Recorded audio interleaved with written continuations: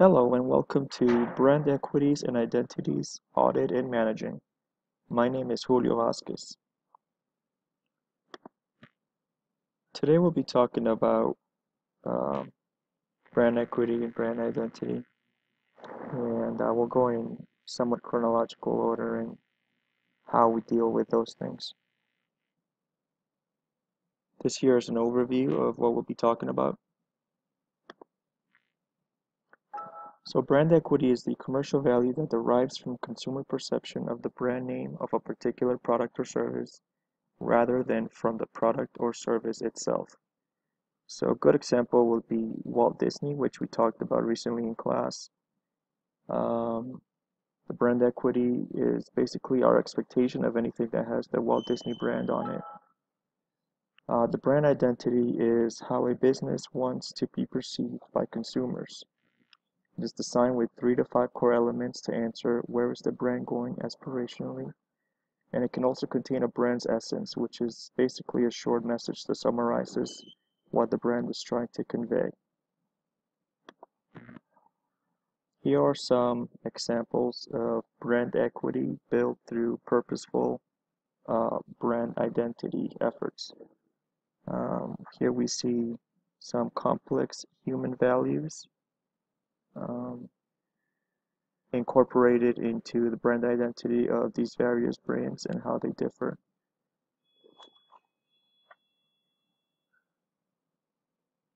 So you can see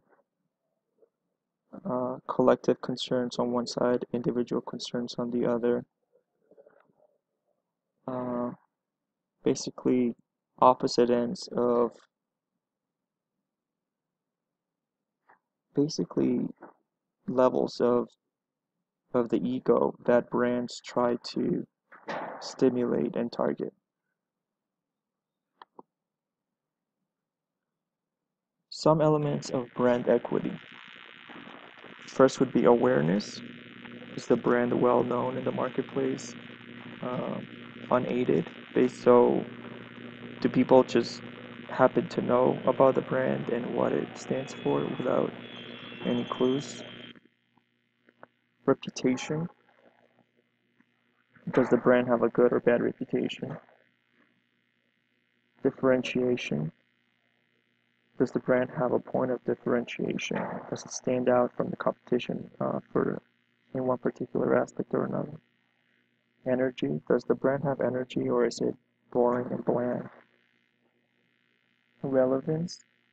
Is the brand taken seriously by today's consumers?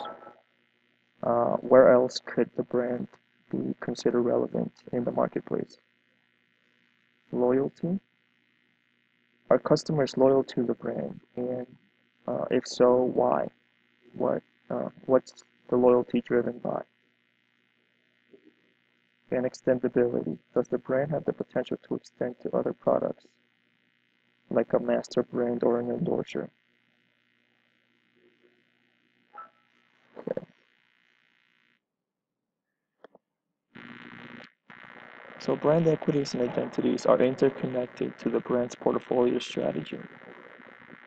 They are often designed and developed together and should be in order for the portfolio strategy to preserve and make effective use of the brand's equities and identities. So basically, it's important to develop the brand portfolio strategy alongside brand equities and identities because you don't want to undermine or contradict brand identities or equities when you um, design the strategy that you're going to have for your brands. Brand portfolio audit is a systemic way to critically examine the current brand portfolio and to identify problems and issues that merit further analysis in responsive programs. Also provides an overview of the brand's portfolio strategy scope. It is an evolving analysis used for continual tailoring of a brand's strategic efforts. So basically, it's just looking closely at the strategy, the brand portfolio that you have, and how it's working in relation to brand identity and brand equities that are present to see how effective the brand portfolio is for the company's vision. Major points addressed by the brand portfolio audit. So brand portfolio basically identifying the numerous brands and sub-brands that are present. The portfolio objectives, is does the brand portfolio have synergy? Does everything work together?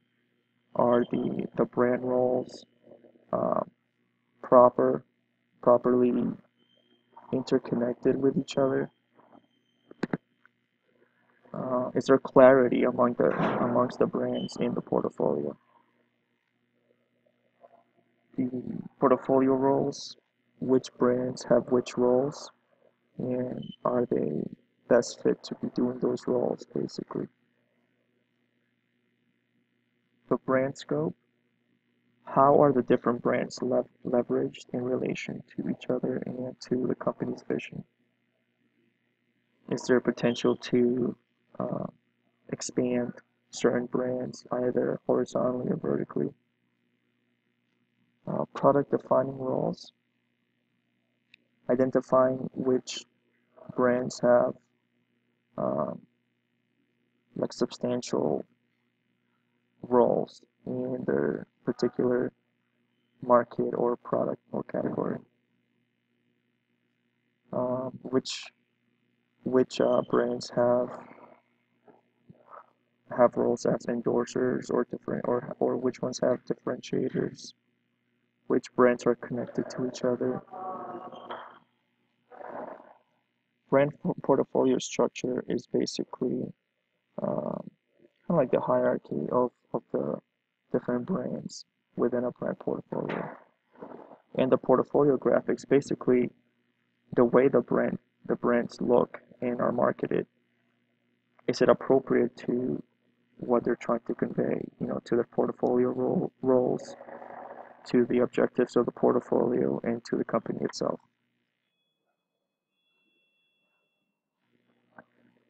The purpose of this is to challenge the existing portfolio strategy and to suggest options and issues that further require analysis. These can involve switching brand roles, creating new roles, creating new brands or sub-brands, or extending existing brands. The intent is often not to sort out every single detail, but to identify some key issues to make major decisions about the portfolio strategy. Basically, the point is to look at the big picture as a whole and see if it coincides with where the company wants to be in the present and where it wants to go in the future. Managing the brand portfolio. So after the portfolio audit is done, a person or group that has brand knowledge, market knowledge, brand portfolio audit data, and necessary authority to implement decisions.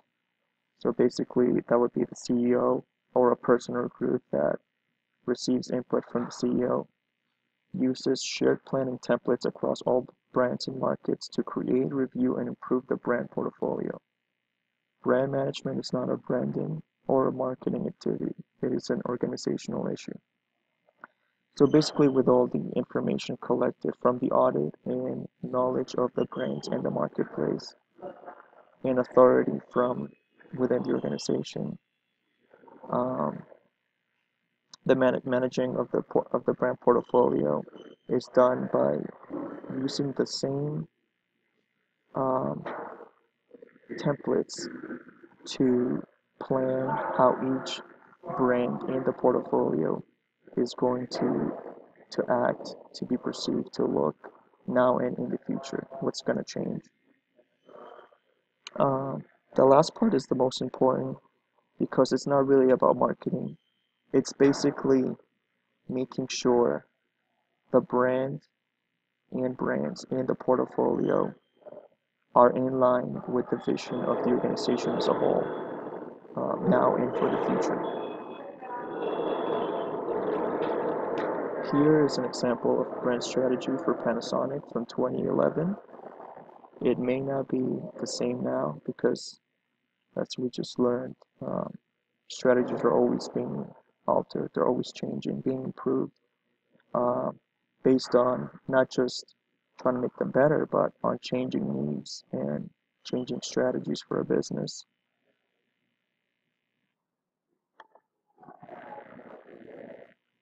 Some issues to consider in managing a brand portfolio is how resources are allocated up across brands and roles. So basically, if there's a mature established brand and there is a new up and comer brand, um, the up and comer brand probably needs more resources to become more established and get more exposure. The mature brand doesn't need tons of resources because it's already well established. Other issues, adding brands or sub-brands to the portfolio. So based on specific needs, new products, new strategies, should there be more brands or sub-brands below the current existing ones? Another issue that can be tough to deal with is deleting brands or subduing existing brands. Oftentimes, people have trouble deleting brands because they try to justify the uh, the brand's equity in the marketplace, and also um, they may be attached to the brand, so they don't want to delete it. Another issue, leveraging brands. So basically, how can brands be used to endorse other brands in the portfolio or other products, etc. And the last one, which is pretty basic, is policing of the visual presentation. So just making sure that the look and feel of the brands is appropriate to the brand identity and the brand equity that is trying to be achieved. And as we talk, these can change, so sometimes the visual presentation needs to be altered. Also, the marketplace can change, so um, things that may be appealing today may not be appealing 5 or 10 years from now. Here are my references for brand equities and identities audited and managing. And that is it. Thank you and have a great day.